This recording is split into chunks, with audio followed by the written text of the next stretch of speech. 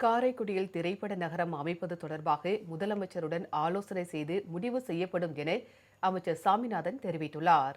சட்டப்பேரவை கேள்வி நேரத்தின் போது உறுப்பினரின் கேள்விக்கு பதிலளித்த அவர், திருவள்ளூர் மாவட்டத்தில் 100 ஏக்கரில் திரைப்பட நகரம் அமைக்க விரிவான திட்ட அறிக்கை தயார் செய்யப்பட்டு வருவதாக கூறினார். சென்னையில் உள்ள எம்ஜிஆர் திரைப்பட கல்லூரியில் புதிய படப்பிடிப்பு தளங்கள் அமைக்கப்பட்டுள்ளதாகவும் அவர் குறிப்பிட்டார். திரைப்பட நகர் காரைக்குடியில் அமைப்பதற்கான வாய்ப்பில்லை. இருந்தாலும் மாண்புமிகு முதலமைச்சர் அவர்கள், மாண்புமிகு துணை முதலமைச்சர் அவர்களும் உத்தரவிட்டு துறையின் சார்பில் திருவள்ளூர் மாவட்டம் பூந்தமல்லி வட்டத்தில் குத்தம்பாக்கத்தில் சுமார் 100 ஏக்கரை முதல் கட்டமாக தேர்வு செய்யப்பட்டிருக்கிறது. திட்ட விரிவான அறிக்கை, திரைப்பட நகர் அமைப்பதற்கு திட்ட விரிவான அறிக்கை தயார் செய்யப்பட்டு வருகிறது. ஏற்கனவே கிண்டி பகுதியில் உள்ள நம்முடைய எம்ஜிஆர் திரைப்பட நகர் பகுதியில் சுமார் 6 கோடி ரூபாய் நிதி ஒதுக்கி அங்கே இருக்கக்கூடிய நம்முடைய பல்வேறு பணிகளை, அடிப்படை பணிகள்லாம் செய்திருக்கிறோம்.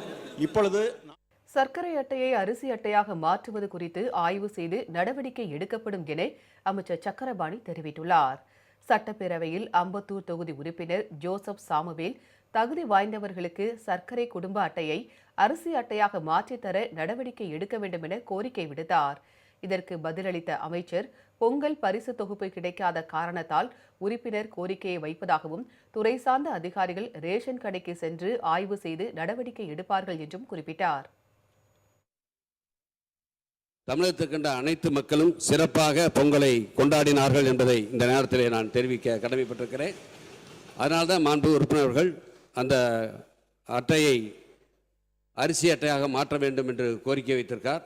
எங்களுடைய துறை அதிகாரிகள் அங்கே ஆய்வு செய்து, அந்த கடைக்கு சென்று ஆய்வு செய்து, தகுதி இருக்கின்ற பட்சத்திலே அந்த அட்டையெல்லாம் அரிசி அட்டையாக மாற்றுவதற்கு உரிய நடவடிக்கை எடுக்கப்படும் என்பதை